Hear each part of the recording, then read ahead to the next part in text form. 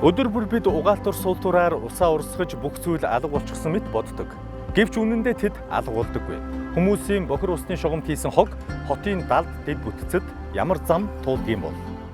Төв цэвэрлэх байгууламж болон төв шугам дээр ачаал үүсгэж байгаа талаар танилцуулах гэсэн. За энэ төв цэвэрлэх байгууламж нь болохоор үйлдвэрийн болон ахуйн бохир усыг хүлээн аван тэн дээр механик том хог хаягдлуудыг шүүж аваад үүний дараагаас үлдсэн бохир тийм шингэнийг болвол ахуйн цэвэрлэх байгууламж буюу биологи цэвэрлэгээнд оруулаад цэвэрлээд үүнийгээ цэвэрлсэн усаа байгаль руу туул гол руу нийлүүлдэг байгаад байгаа. За ер нь бол бохир ус маань үйлдвэрийн болон ахуйн гэсэн хоёр ангилалтай байдаг. Үйлдвэрийн бохир ус гэдэг нь бол сүүс үн бүтээгдэхүүн мах боловсруулах үйлдвэр болон хөнгөн хүнд үйлдвэрүүд орно. За ахуйн бохир усанд бол бидний орон сууцны иргэн болон аж ахуйн нэгжийн бохир усууд бол орж байгаа. За энэ бохир ус нь болохоор төвлөрсөн систем болон төвлөрсөн бус системээс хоёр ингэж орж ирж байгаа. Төвлөрсөн бус систем гэдэг нь болохоор шугамнуудаас хол оршиж байгаа айл өрх болон албан байгууллага үйлдвэрийн усыг зөөврийн машинаар очиж аваад тэргээ бохир ус зөөврлөн нийлүүлэх цэгт нийлүүлж байгаа энэ хэсгийг оруулж байгаа. Манай Улаанбаатарын хэмжээнд болохоор нийтдээ хаягдл ус сүлээ ахсыг 4 цэг байдаг. Ялаах, Дүнжин гарав, Ханы материал Монсын цэг гэсэн 4 цэг дээр сүлээ авдаг. Энэ нь болохоор нэг төвлөрсөн биш гэр хорооллын болон туслангийн мөн нядалгааны үйлдвэрүүдээс цооногийн байгууламж төлөвлөсөн газруудаас нэг хаягдл бохир усыг сошиал шүүрлийн машинаар тээвэрлэн нийлүүлдэг цэг байгаа. Нэг цэг дээр 8 цагт 15-20 автомашин бохир ус тээвэрлэдэг. Хотын газар доорх шугам сүлжээг хүний биеийн судас шиг бүхэлд нь хэрсэн систем гэж үзвэл таны суултур руугаа хийсэн алга дарамцаас энэхүү нарийн далд бүтцээр дамжсаар хэдэн зуун тонн хог бий болдог байна.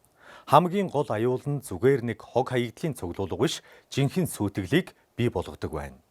Бохир усны төв шугамд том хог хаягдл очихоос өрцөн сэргийлж худаг болгоны аман дээр дээд аман дээр шүүр тавьж тэрийг өдөр болгон тогтмол цэвэрлэх байгууламж очиж байгаа том хог хаягдлыг наан багц болон бууруулах тийм ажиллагаа явж байна. За энэхүү худаг бол ерөнхийдөө яг манай усгийн хэмжээнд бол төв шугам дээр бол нэг 15 хуудагт байгаа. Энээс гадна орон сууц болон хувийн аж ахуйн нэгж үйлдвэрүүдэд бол 4 жилээс эхлээд нэг 350 чирхгийг яг энэ шүүрийг бол зориултаар суулгасан өдөр болгон тогтмол үйл ажиллагаагаа аваад хог шороогийн цэвэрлээд ингэж явдаг байгаа. Манайх манай энэ станц бол энэ үйлдвэрийн бохир уснууд байна шүү дээ. Энэ бүхэл Улаанбаатар хотын бүх бохир уснуудыг нэг шугамаар ингэж татаж авчраад хогийн шүүгээ цэвэрлээд дараагийн станц руу дамжуулж өгдөг тийм станц байгаа. За манайх ч нэг 100 гаруй мянган куб метр ус хүлээж авч байгаа байхгүй юу? Дунджаар. Тэгээд тэн дотроос ч хогийн ингээд цэвэрлээ шүүгээд саях шиг ингээд гулгуулаад авахд 500-аас 600 кг хог авч цэвэрлж өглөө ачуулж байгаа машинаар ачуулдаг. 24 цаг ажиллаж байгаа. Тэгээд голцоо нойлын цаас даавуу өснөөс хялгас ерөөсөө ирэхгүй хог гэж бараг байхгүй шахал тийм хог шүүж авч хоногтоо нэг 500-аас 600 кг хог шүүж цэвэрлж ачуулж байна да. Одоо хамгийн хүндрэлтэй юмнууд чинь ерөөсөө тэр даавуу хялгас ноос нүүр гараа алчуур шиг тийм том алчуурууд бол хамаагүй хийчтэй юм шиг байгаа. Тэгээд тэр чинь явсаар бол манай энэ хүлээ авах станцаар дамжиж гарч байгаа да. Тэгээд тоног төхөөрөмч нэлээд муудаж байгаа, хуучирч байгаа. Тэгээд орооцолтол эвдрэл механик эвдрэл их гардаг болохоор биднэрт хүндрэлтэй байдаг. Ер нь хүн харахад гайгүй юм шиг үү, өөртөө ажиллахаар тэгэл хүнчтэй бас. Маш их бохирдолтой халдвар харах маш их эрсдэлтэй байдаг байхгүй. Одоо манайхан аяг тавгаа бол тос мосоо хамаагүй ичдэг. Тэр өөх тос чинь ерөөсөө ийм том бөөрөнхий болоод ингээд хатуураад тэгээд катнер шиг сая савар дүүрэн гарч ирдэ шүү дээ. Бохир усаа аваад энэ 2-3 носоосоор ингээд дамжуулаад энэ шигээ шахаж явуулж байгаа шүү дээ. Тэр носооснууд чинь ингээд эргэлдэг юунууд байдаг байхгүй зүгээр энгийнээр тайлбарлахад тэрэнд нь нөгөө ус хэлгс нь орооцолтол тэгээ нөгөө носоос чинь бүр ачаал нөгөөд бусад юмнуудаа эвдлэх жишээ нь ингээд дараагийнхаа юмд хүндрэл учруулад байдаг байхгүй хог их авахаар одоо энэ зүгээр явж байгаа үед нөгөө носооснуудаа янзлаад сэлбэл янзлахын янзлал бэлэн байдалд байж идэг. Тэгээд нэг одоо ажиллаж байгаа носоос чи хог мог ороо зуурна шүү дээ. Тэгэх юм бол зогсоогоо дараагийнхаа нөгөө бэлтгэд байгаа носоосоо залгаж явуулаад энийг засвартаа оруулаад тэгээд байнгын бэлэн байдал байж гэнэ гэсэн үг. Тэр болгон нэг носоос заавал задлаж байгаа шүү дээ бид нэр. Одоо ч гэсэн энэ ч доор задлаад ажлынхын дууг ухаал суулж байгаа 4-5 залуучууд манай засварчд. Хандаж хэлэхэд одоо нойлынхон суултурлал одоо лав мав юу гэдгийг тэр хог могоо хийхгүй байхыг л хүсэж байна да.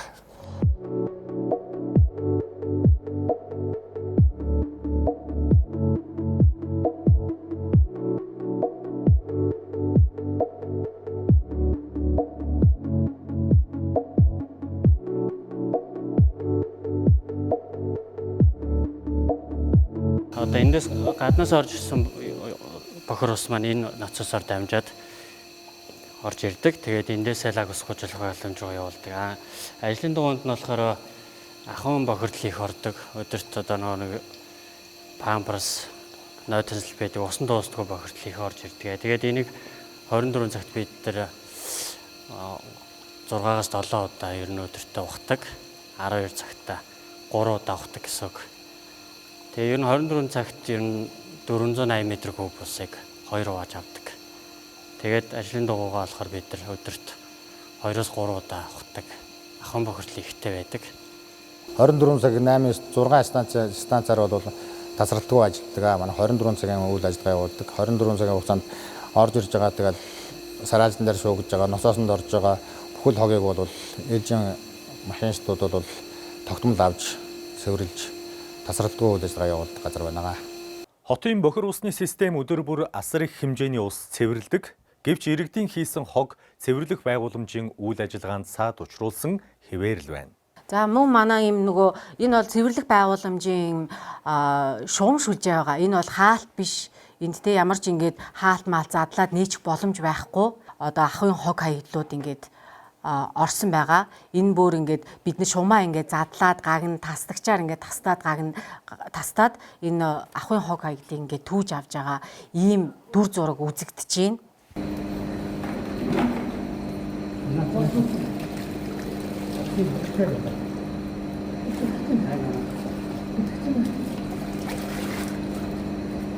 За нөгөө талаас жоохон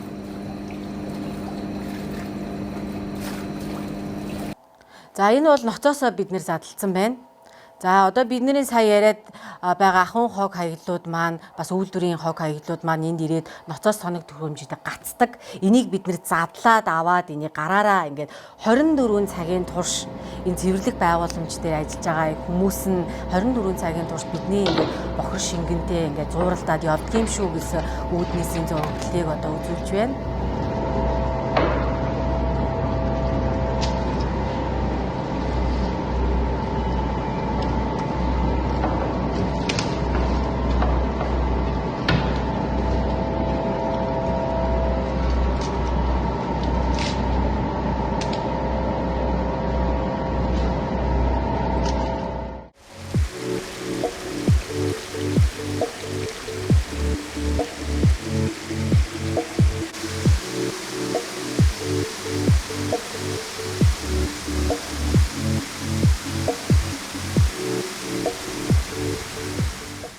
За энэ нь болохоор тунгаагуур гэсэн одоо ийм манай тоног төхөөрөмж байгаа.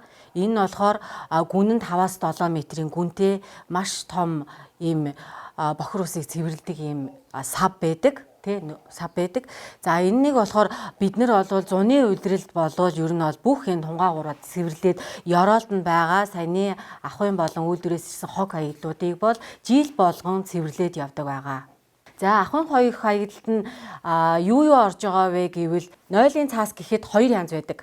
Нэг нь усан дуустдаггүй нойлын цаас гэж байдаг, усан дуустдаг нойлын цаас гэж байдаг. Усан дуустдаггүй нойлын цаас нь бол бүхлээрээ усанд явсаар байгаад очоод манай төв цэвэрлэх байгууламжийн сараалжийн байгууламжтай очдог. За дээрэс нь бидний одоо хусан нойлын цаас гэж яригддаг. Энэ хусан нойлын цаас хус бол мод биш юм аа. Хус бол усанд бидний гампанц хийдэн штэ. Хусыг бол бүх одоо айл болгонд хусан гампанц гэж байгаа. Энэ хус нь усанд ороод бүр их юм хатуужилтай бүр ингээд материал нь сайн болдог юм материал байхгүй юу? За энийг бид нэр яг хусан нойлын цаас хэрэгжилж байгаа. Хэрвээ та бүхэн хусан нойлын цаас хийвэл шугамдаа бити хаяач, нойлынхоо одоо тий сав руу хийгээч гэж та бүхнээс хүсгэсэн. Дээр нойлын цаас, тий усан дуустгүй нойлын цаас байна. Нойтон хуурай салфетикнууд байна. Дуужуулах тийм одоо бодис дотор нь хийдэг байхгүй юу? Тэр байна. Дээрээс нь памперс байна. Эмэгтэй хүний ариун цэврийн хэрэглэл байна. Дээрээс нь бент байна. Гар одоо тий гарны лент байна.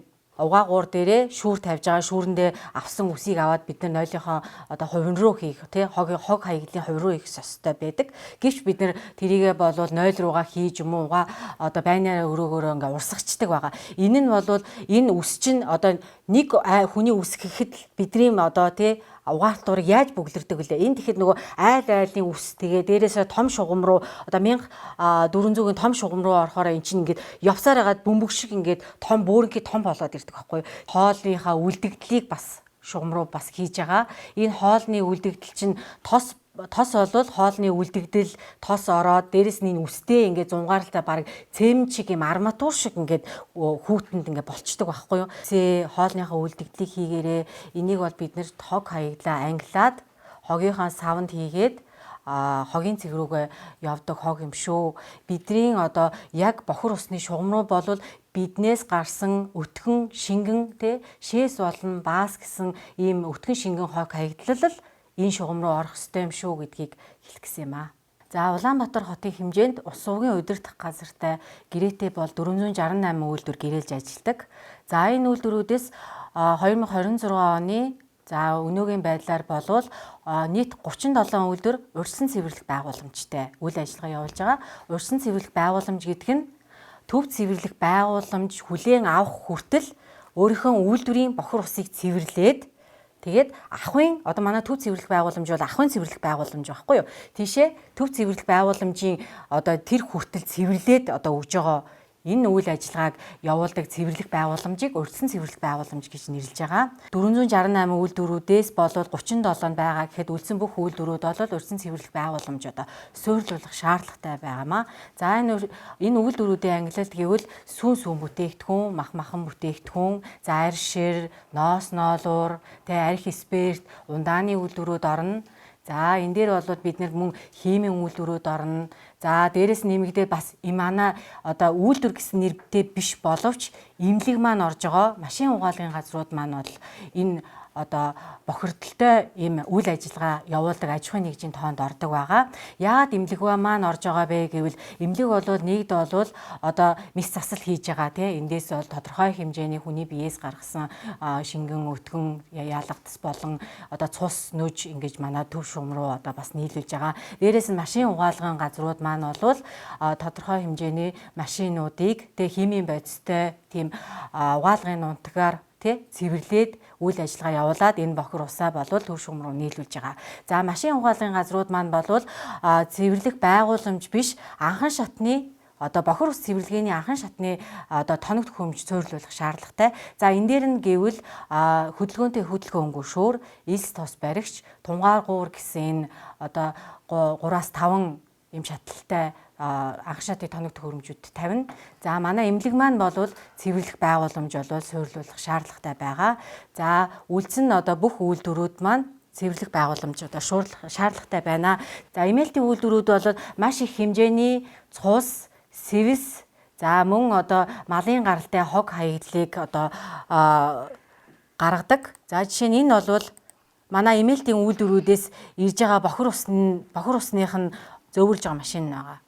Энэ бол тэр чигтээ ер нь бол мал нядалгааны цус байгаа. Урьдчилан цэвэрлэх байгууламж суурилуулад цусыг цэвэрлээд шүүгээд тэн дээрээ аваад энэ дээр зөвхөн бид нар дээр цэвэрлсэн 65, 61, 2024 гэсэн стандартад тэнцсэн бохир усыг нийлүүлэх ёстой байхгүй бохир ус нийлүүлэх ёстой үйлдвэрийн бохир ус ороод ирсэн байгаа. Энэ бол махны нядалгааны үйлдвэрүүдээс ирсэн бохир ус бол шууд одоо бохир зөөврийн нэг цэг дээр нийлүүллээ. За энэ нь болгоо шууд 15 минутын дараа манай төв цэвэрлэх байгууламж дээр ингээд сараалжин дээр шууд улаан ингээд цус нь жоохон шингэлэгдэж орж ирсэн байдалтай харагдаж байна. За энэ нь болохоор эндээс яг хуу том хог хаягдал нь ингээд эндээсээ бол бид нар авчдгийг. Устай зураг дээр ийм цус нүж одоо малын гаралтай сэвс вэ гиз дотор шууд ингээд сараалжин дээр ингээ орж ирдэг. За энийг бид нэр сараалжин дээр ингээ авчна. Цаашаа бид нар бол энэ бол өргөн сараалжны. Нарийн сараалж рууг нь дараачийн ээлжинд бол бид нар биологи цэвэрлэгээ гээд өгдөг байгаа. Энэ биологи цэвэрлэгээнүүд нь бидний нүдэнд үзэгдэхгүй ийм бичил биетнүүд амтнууд бол нүдэнд үзэгдэхгүйгээр байдаг энэ оршдог энэ амтд бол одоо бохир усны бохирдлыг цэвэрлдэг байгаа. За энэ цус ороод ирчвэл энд яадаг вэ гэвэл маш их ачаал дүүсээд өөрийнхөө бүрэн хүчин чадлаар ажиллаж чадахгүй. Тийм болохоор манай үйлдвэрүүд маань өөрийнхөө яг ангилал тохирсон цэвэрлэх байгууламжийг бол яг үйл ажиллагаан дээрээ суйрлуулах шаардлагатай. Ангилал гэж одоо жишээ нь махны үйлдвэрийтэй цэвэрлэх байгууламжид тавьсан одоо цэвэрлэхийг сүүний үйлдвэрөөр тавьж болохгүй. Яагаад гэвэл энэ уссан шинж чанараараа өөр сүүний шинж чанар өөр, махны шинж чанар өөр. Тийм болохоор яг өөрийнхөө үйлдвэрлэлийн шинж чанар, дээрээс нь ус өдөрт хэдэн метр куб ус бохир ус гаргадаг үйлээ гэдэг хүчин чадалтай таарсан тийм цэвэрлэх байгууламжийг яг үйлдвэр дээрээс суйрлуулна, бохирдлыг бол төв одоо шугам руу болно цэвэрлэх байгууламж руу нийлүүлэхгүйгээр яг тэг бохирдлыг гаргаж байгаа цэг дээрээ ингэж хүлээн аваад цэвэрлүүл бол бид бүхэн болон та бүхний одоо Улаанбаатар хотод амьдрах тав тухтай энэ орчныг бүрдүүлэх болов гэж бодож байна. Имээлтэд бол ер нь бол бараг 100-аад үйлдвэрүүд үйл ажиллагаа явуулдаг. Тэр нь болохоор манай одоо төвийн цэвэр бохир усны шугам нэвтрээгүй. За үйл ажиллагаанд бол цэвэр усаа болоо гүнийн худгаас цэвэр усаа тийжээгээд харин бохир усаа өөрийн гэсэн бохир усны цооногтой одоо төвлөрүүлж агаад саяны бохир ус зөөврийн машинд ачуулаад явдаг энэ газрууд байгаа. Энийг шүүр тавьж гинэ гэдэг чинь саяных нь нийлэг бүр уушиг малын гаралтай том хог хаягдал нь орохгүй. Харин бусад бол үйлдвэрүүд нь манай ингэж ажилтдаг тийм үйлдвэрүүд байна. Хотын бохир усны систем бол бидний өдөр тутмын амьдралыг дэмждэг чимээгүй дэд бүтэц. Түүнийг хамгаалахад зөвхөн мэрэгжлийн байгууллагын биш, эргэн таны хариуцлагч чухал байгаа биз? Угаалтуртаа тос шүүгч байрлуулан жаахан ч гэсэн тосыг хогийн сав руугаа залхуурахгүй авч хайж байх нь далд системээ тэтгэх хамгийн том тус бөгөөд байгалаа хамгаалсан эх оронч үйлдэл болох болно. Бас нэг тулгамдаад байгаа зүйл нь гэвэл тос их хэмжээгээр бол манай төвийн одоо бохир усны шугам дээр очиж бөглөрүүлж ийн дээрээс нь төв цэвэрлэх байгууламжийг очиж тоног төхөөрөмж гацааж байна. За айл болгон бид нэр бол хоол хийдэг бидний хоол ихэд айл болгоноос бол тос гарч байгаа. Дээрээс нь Улаанбаатар хотын хэмжээнд 500-аад үйлдвэрүүд явж байгаа. Энэ болгоноос бол тос ялгарч гарч байгаа. За бид нэр тосоо бол шууд ингээд 0 руугаа ингээд урсгаад явуулчихдаг. За угаах гурлууга урсгадаг. Тэгтэл бид нэр одоо жил бараг дунджаар айл болгон угаах гурлууга тосоо хийдэг айл болгоны тосны шугам бөглөрцөн байдаг. Энийг бид нэр бол сантехникч дуудаж оруулж ирээд орон сууцны сантехникчээр гаргуулдаг. Тэгэхэд энэ бол ганцхан таны бохир усны шугамдаг тос чинь ингэж бөглөрж байна. Гэтэл маш олон манай бол Улаанбаатар хотын хэмжээнд одоо 2,500,000 иргэнтэй энэ болгоны айлын цаана галтгоо ажиллаж байгаа. Энэ айл болгон тосоо бохир усны шугам руу хийж ийн. Дээр нь бас нөгөө ресторан цайны газрууд байна. Дээр нь аж ахуйн нэгж болгон өөрийнхөө хэмжээний жижиг юм уу том ресторан цайны газруудыг ажиллаулдаг. Эндээс маш их хэмжээний бас тос гардаг. Дээрээс нь үйлдвэрийн тос байна. Ер нь бол манай шугам дээр бол өдөрт бол дор хаяж бол тосноос гаралтай бөглөрөл бол Улаанбаатар хотын хэмжээнд бол 10-аад бөглөрөд гарна. За орон сууцын конторууд маань бол энэ бөглөрийг бол мэддэг. Тэд нэр бол тэгээд бөглөрхөнгүүд бөглөөсийн гаргаа явуулцдаг. Дээр нь манай үйлдвэрүүд цайны газрууд маань ингээд байгаа аахгүй юу. Одоо тос задлагч гэсэн бодис хийж байгаа. Энэ тос задлагч гэсэн бодисыг болвол за та бүхэн яг хийлээ гэдэг чинь тэр танаа тэр одоо ганцхан гаргалгааны шугамыг чинь ингээд өнгөрөөчж байгаа.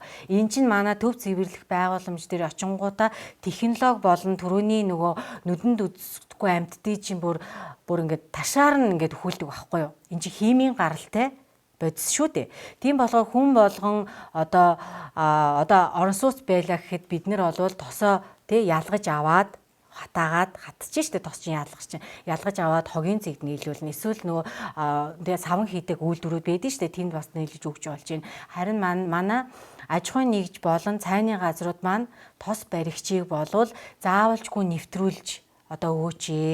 За энэ тос баригчийг болвол бас хэмжээг нь Цайны газрууд бол байнга одоо тостой юм хийдэг цайны газрууд бол өөрхөн хүчин чадал тааруулсан том тос баригч тавина. Энэ тос баригчаа та бүхэн нэг суйрлуулад шууд хаях биш. Энийгээ өдөр болгон сэвэрлээч гэж та бүхэнд хэлэх гэсэн. За жишээ нь бид нар ил одоо хоол ингээд тавьсан байлаа гэхэд хэдэн цагийн дараа нэг өдрийн дотор яаж тэр хоол мууддаг вүлээ. Тэрнтэй чинь адилхан бидний одоо бохир усанд энэ хоолноос гарсан энэ тос маань нэг өдрийн дотор л муудна. Тийм болохоор өдөр болгон энэ тос баригч байгаа тосыг хамаач гэж та бүхэнд бас хэлэх гэсэн юм аа. За ус өвгөө өдөрт газар нь жил бүр 3 сарын 22-ноос 6 сарын 22-ны хугацаанд дэлхийн усны өдрийг тэмдэглэж ирсэн. Энэ жилийн ураа бол ус ба тэгш байдал гэсэн урайндаар бид нэр үйл ажиллагаа явуулах гэж төлөвлөж байна. За та бүхэн маань цэвэр ус болон бохир усаа зөв зохистой хэрэгэлцгээе. Яг л хүний бие эрхтнийг тэтгэгч судас шиг их хотын амьдралыг тэтгэгч усны чимээгүй дэд бүтц далд системээ хамгаалцгаая.